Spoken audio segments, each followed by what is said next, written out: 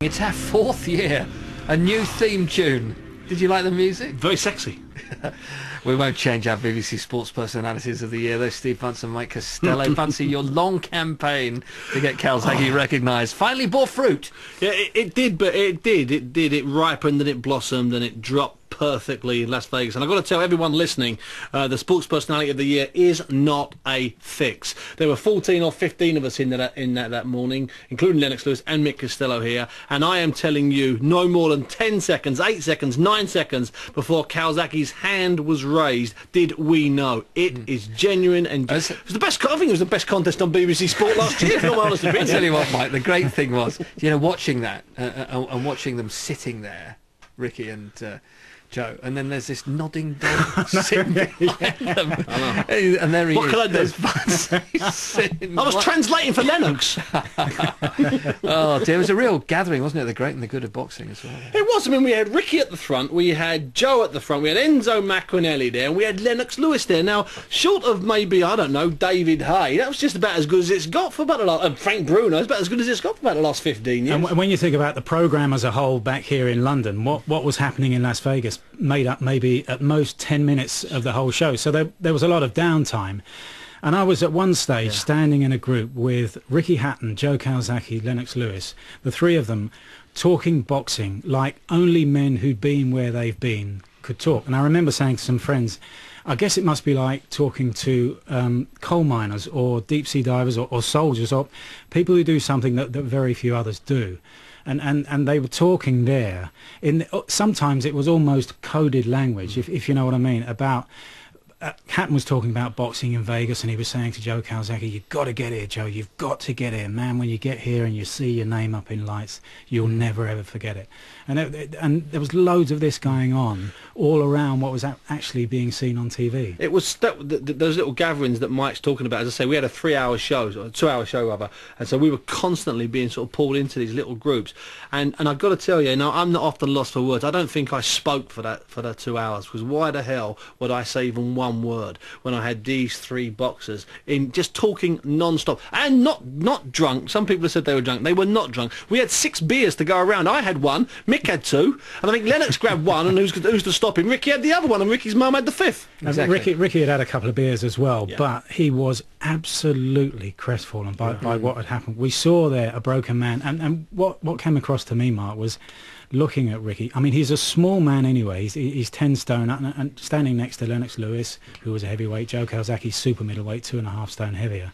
You know, he looked even smaller, but he looked small because he'd lost, as if he'd almost dropped inside his shoulders because he'd lost. He was so broken by what had happened the night before, because he had really made himself believe, and many others, that he could beat Floyd Mayweather, and he wasn't just beaten, he was really beaten comprehensively. That's what hurt. If he'd run him close, I think he might have even looked upon it in a small way as some kind of victory, but he barely landed a glove on him. I mean, the text coming in, we asked them about, you know, the fights that they want to look forward to as well this year, and already Hatton against Junior Witter. A lot of people already asking for that. Jimmy's asked for that. Others here have asked for that. People have been asking for that for about 3 or 4 years, and Junior Witter's been asking for it for about 3 or 4 years. The problem there is a distance, a great distance between the cash that the two boxers would accept, and that tends to be the problem. In fact, on this show 15 months ago, Junior Witter said that he would want parity. However, he has dropped that ask. He has dropped that suggestion in the last couple of weeks. I still don't think that fight is anywhere near to being made, Mike. No, I don't. And you know, I've spoken to both camps today. The plans at the moment are not for those two to meet. And maybe it will come closer at some stage later in the year. But it certainly has come closer with Hatton losing. But yeah, it's a long way from being We'll done. talk more about that just a little later on in the programme. We're going to hear from Amir Khan, which you've done a great interview for us as well on that one, Mike. Speaking of fights we want to see, let's start with Bernard Hopkins against Joe Calzaghe. Would rival Floyd Mayweather, Ricky Hatton in terms of pre-fight hype. One question to ask, is it going to happen? I think both of us are going to say yes, aren't we? I think it will, yeah. I mean, there do seem to be 1 or 2 points that the sides have stalled on, but last week, at the end of last week, Bernard Hopkins told a website in the States that he talks to often that it was his understanding that there'd been a verbal agreement, and he said that for every verbal agreement in the last 5 years of his career, they had all come off. And Frank Warren has said this week at a press conference, he did yesterday, he was at a press conference for Matt Skelton for his forthcoming heavyweight title chance, and he said, you'll all be back here next week, guys, because I've got a big fight to announce. So maybe it'll be next week. And the feeling why it wasn't announced this week is that Joe's been on holiday in Dubai. I'm not sure if he's with Chris Eubank, who bases himself out now. He's about to start a boxing program out in Dubai. But Joe's been away on holiday. He comes back this weekend. There will be inferior press conference next week. The date being thrown around is the 12th of April. It's one that HBO executives are not denying. And the Mandalay Bay casino resort in Las Vegas is being suggested because Bon Jovi are in at the MGM. Doing my bit for soft rock there. Bon Jovi at the MGM. If you'd seen Joe Calzaghe in the media centre in the build-up to the Hatton fight, Mark, you'd understand how important this fight is to him. Just to paint a picture again for those who weren't listening during the build-up to the Hatton fight, this media centre was like the size of half a football pitch, with mini sort of mobile studios all around the periphery for radio stations from the East Coast across to the West Coast and all points in between, and thousands of journalists from Britain and from the US, and everybody congregating. You could see this almost, if you had one of those cameras in the corner that was recording the whole time, 24 hours a day, and then you speed it up, you'll see how the throng grew Wednesday, Thursday, and then Friday. There was barely a spare square foot of carpet for anybody to walk, and Calzaghe walked in, and this just blew his mind. He couldn't believe that a fight could be this big. And do you think that will help him to fight? He wants that. He'll cope with all that. He walked in like a normal human being, you know, on the soles of his feet, and he floated through that press room for 2 or 3 hours. We couldn't get him out the door. He was prepared to speak to and meet with anybody, and of course he did have this confrontation with Bernard Hopkins, which we were going on air 5 minutes later, and we managed to broadcast it instantly, and this is the confrontation where Hopkins turned to him and said, rather controversially but at the same time nothing like inciting a little bit of interest in pre-ticket sales, Bernard Hopkins turned to him and said, "I'll never lose to a white man." And you saw the look of shock on Joe's face, as if to say, this is serious. The build-up starting here, and this is going to be different to anything I've ever done before, you know. Yeah, we mentioned Ricky Hatton there just briefly. He's been to Tenerife. I think he's back there. He's back from Tenerife, where he allegedly drank loads of beer. He drinks loads of beer. That's what most people do when they go to Tenerife. Hey, get a life tabloid. Can you blame him? Exactly. He's gone to Tenerife with his friends and family. Okay, he's not breaking any rules and laws. He sits in the shade watching on his little mini DVD reruns of Only Fools and Horses and having a beer. He's come back from there since. He's collected his collection of DVDs. Actually, and he's off to South Africa. He's on safari. Now that's a funny story. Ricky Hatton and 30 members of his family on safari in Africa. Now that's fun. You don't need booze for that little baby. Only Fools and Horses. I could sit down with Steve Harmison.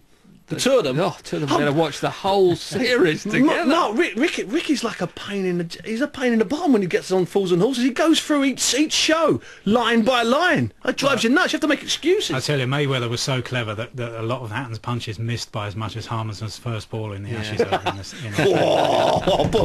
It was great Is stuff. there any, I mean, would you say about Ricky, was there any, you know, he didn't do himself justice? Is that fair or not? Or was that it? I mean, it was just, there it was, real class against... I know Steve was saying immediately after the fight, we were on air, you know, because it was such a fight all over the place for hours afterwards. And I know, Steve, you were saying that he really will be disappointed in his own performance. And I know that is a factor, but Mayweather was absolutely brilliant. And I think Hatton's camp as a whole, and in a sense the media as well, which only served to make him believe all this, I think in the end, and how can you say this, I suppose, about the pound for pound best in the world, but I do think that if they didn't underestimate Floyd Mayweather, they overestimated what Hatton would do at welterweight. They kept suggesting that Hatton was the bigger man. I think they underestimated his power, mate. I don't think they underestimated his skills. I think they knew how skillful he was. I think they knew how clever he was. I think they knew how determined he was. What they underestimated is the fact that he couldn't hurt him. Because in all the scenarios, Billy Graham, Ray Hatton, the lawyer, Ricky himself, they talked about losing on points. They talk about, as you mentioned at the top of the show, going out honourably on a shield, a moral victory, pushing Floyd Mayweather for 12 months. They never considered being bashed up and stopped. It's interesting that the text coming in here. You mentioned Witter there. Simply, he isn't in Hatton's class. I'm going to ask you about that in a moment. It's as simple and straightforward as that. Another one. Any hope for a rematch between Hatton and Floyd? This time in the City of Manchester Stadium. Well, I'll answer the second part first. Mike can answer the first part. There'll never be a rematch. There doesn't need to be a rematch.